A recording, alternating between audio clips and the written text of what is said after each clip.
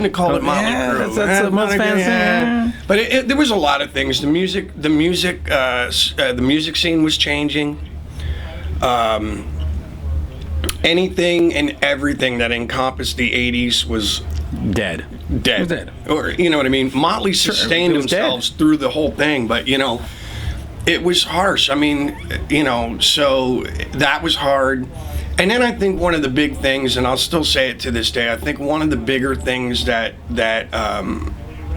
you know, well, two things. We should have started smaller, right, and grown.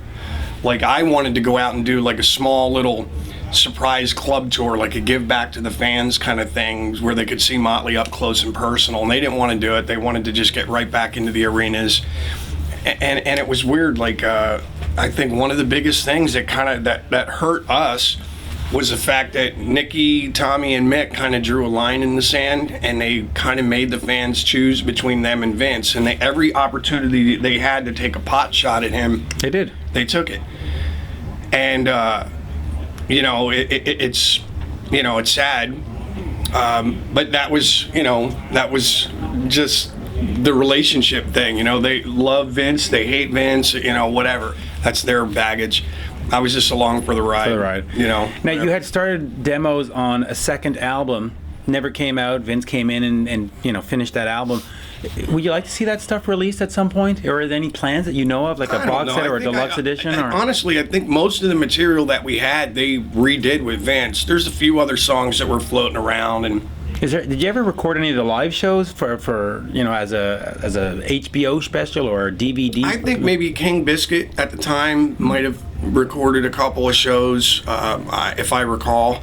I know there's a lot of video footage out there from, you know, a lot of the shows would have the video guy with the screens. Right. So I'm sure there's some of that footage floating around. I think it'd be nice now, as we say, 17 years later, to start having some of this material come out, because there's a curiosity weird thing going on, and I don't know if it's because Mötley's kind of in line to get inducted into the Hall of Fame, right? You know, but it's kind of weird. Like even the record company videos, the actual video for Hooligans, all that stuff is starting to get pulled off of YouTube, right? So you can't find it anymore. Right. It's weird.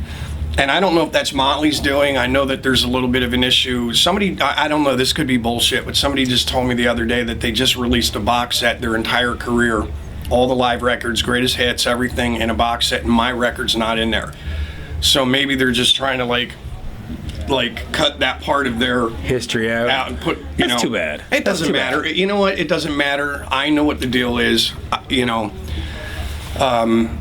And again, I'm still proud of that record. I still play the stuff acoustically. I play it live with my band. It goes over great. And the fans know. You know what I mean? They know. Like, they can erase it or do whatever, and there's still fans out there that know that there was a 5.5-year chunk in the middle. Whatever. Well, so. It's nice to have you back. It's nice having you doing this acoustic set. And any last words? Obviously, we should plug the website. Yeah, johncorabi.com. You can also reach me. I got a Facebook fan page, and then there's a personal page. But just johncorabi.com. All the tour dates are up there, and then as soon as the record comes out, there'll be some things coming soon. Yeah.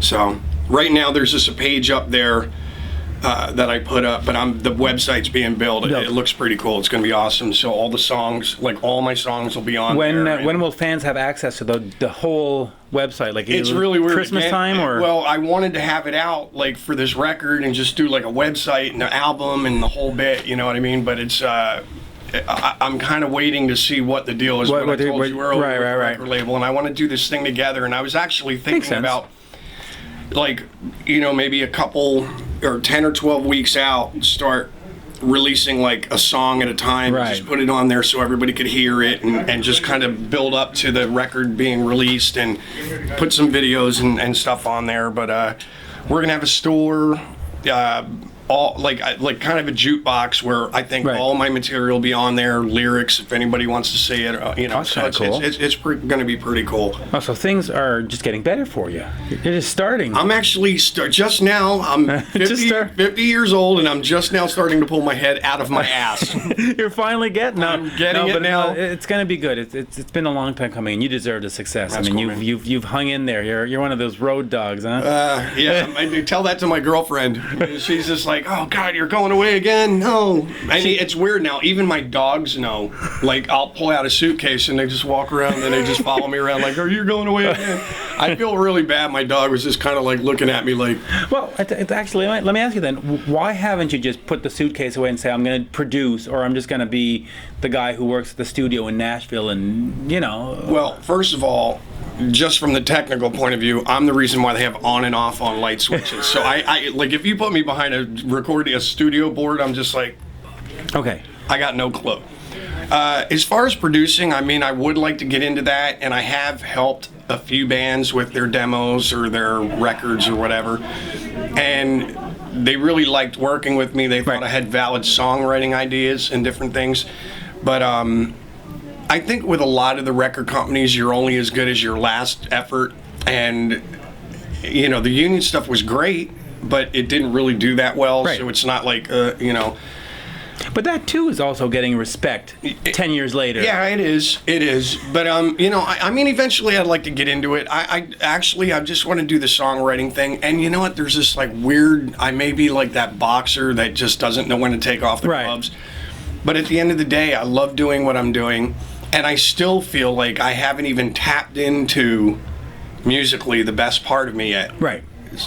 If that makes any sense does. at all. Maybe it's a little delusional. Well, I mean, I think that's why a lot of bands make the next record, because they're always saying this one's better than the last one. This one's better than the last one. So there's that desire to better yourself. Yeah. So I don't know. I still have that drive and that hunger, and I feel like I've been successful. You have been. And Well, listen, you got people who are paying to see it tonight. I'm not. No. Nobody's paying to see me, right? So you're but successful. It's just where like I feel like I've kind of been that guy that's been successful, but just on the verge of, you know what I mean? Like the Motley thing obviously was the biggest thing I've ever done, but I just always felt like I was just like right there, so I don't know why. I just still have that hunger and drive, so I want to write that Sgt. Pepper's record, and I want to get out there and get on the TV and do all that stuff. So that hasn't gone away yet. That hasn't gone away. And you just mentioned the Beatles. You've done a lot of cover songs over the years. Will we ever get a compilation where we can just buy them all at once? Because I did have that for a little while. I made a deal with Cleopatra. Right. And I talked to them, and I asked them.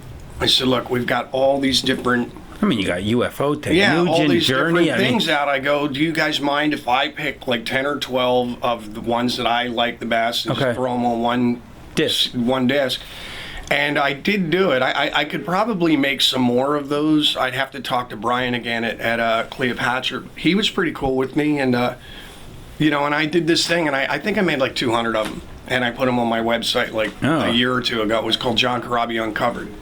Oh, well, if you make more, I want to buy one. No, I'll take care of you. But I'm thinking about it. I mean, why not? Because I have fans ask me all the time, like, I got this one and I got that one, but what about, whatever. Yeah, and when you go to YouTube, when you go to iTunes, there's a few, but there's not every one, so you're always a little bit incomplete. It'd be one of the favorite ones I did is I did this one with George Lynch. It was for Scorpions tribute. I think it was Sting You. I don't know. I forget what it was called. But we did He's a Woman, She's a Man, that old Scorpions tune. Right. God, that thing sounds great. George just plays his ass off. It's insane. Oh, we got to get that. It's really cool. So it's... email me. I'll send it to you. Absolutely. Yeah, thank you. I got it on my computer. Oh, good. All right. I'll do it as soon as I get home. JohnCorabi.com? Yes, sir. Thank you. Thank you again. Pleasure. See you guys. Bye now.